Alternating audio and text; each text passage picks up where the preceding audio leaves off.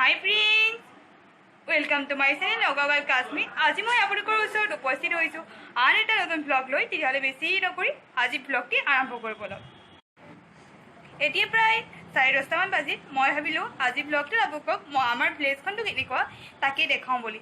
গতিকে আমাৰ গাঁওখন কেনেকুৱা আপোনালোকক আজি দেখাই লৈ যাম আৰু আপোনালোকে চাই যাওক। আৰু আজি আমাৰ গাঁওখনৰ একদম শেষ পাৰ্টটো মই আপোনালোকক দেখাম।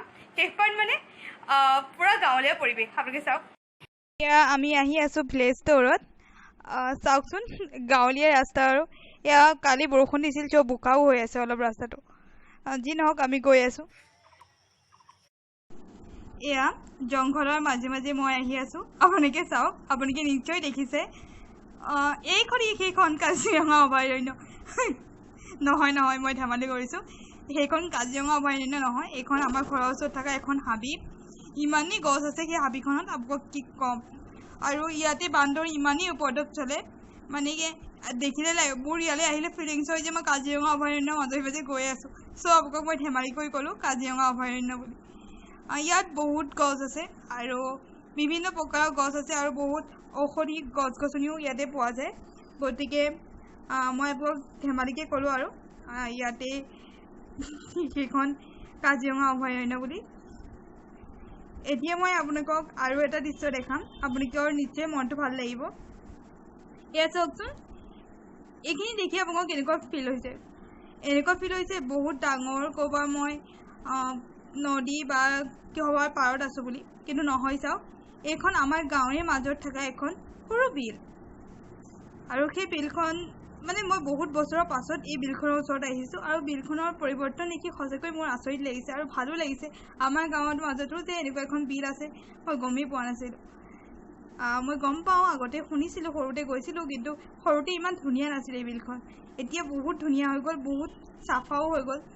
চ' মই ভাবিলোঁ আপোনালোকক দেখাওঁ বুলি, আৰু সেইটো কাৰণে দেখালোঁ।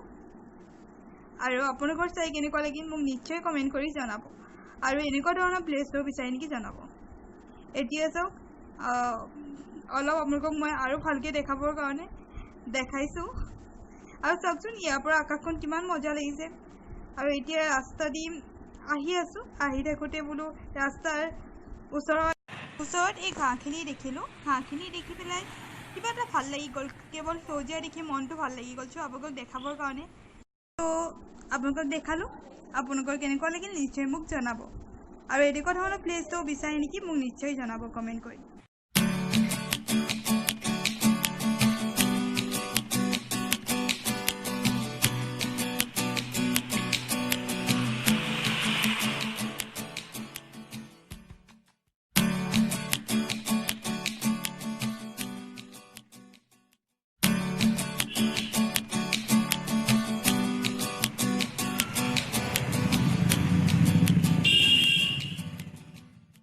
অথনি মই কৈছিলোঁ ভিলেজ ষ্ট'ৰত গৈছোঁ বুলি, আহোঁতে এনেকুৱা বৰষুণ কি ক'ম। মই যেতিয়া ভিলেজ ষ্ট'ৰ কৰোঁ তেতিয়াই মানে বৰষুণ আহি যায়, ক'ৰ পৰা আহি যায় নাজানো।